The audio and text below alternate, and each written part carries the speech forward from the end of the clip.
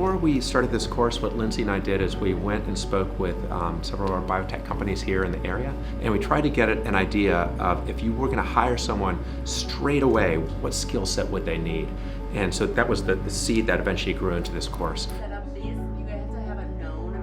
They're getting some pipetting and cell culture and molecular techniques, but even beyond that, what they're getting is really broadly applicable skills like record keeping, attention to detail, and working collaboratively as a team.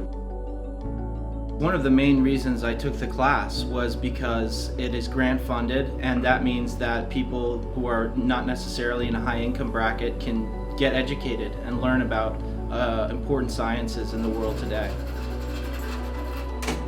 Using the biosafety cabinets where it counted cells in there, and it's just so fascinating how we have millions of cells in these little tiny bottles. I just can't comprehend it.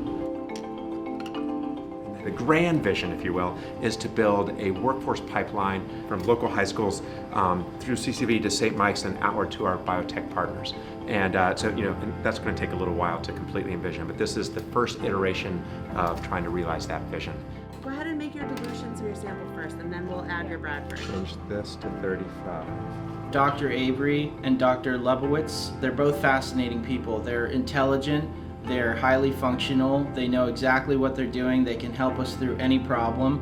When they identify and they feel like scientists, they are being able to engage with that work as their project. They drive it, they can tell you what happens next.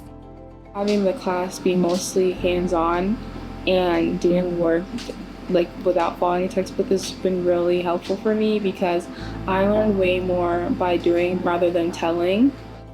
CCV is a really trusted member of the community, and they have really served this community, and St. Mike's feels very strongly about that. And we have a lot of the facilities, and CCV has the students, so we're ready to connect to be able to prepare students right in our own backyard for these great jobs.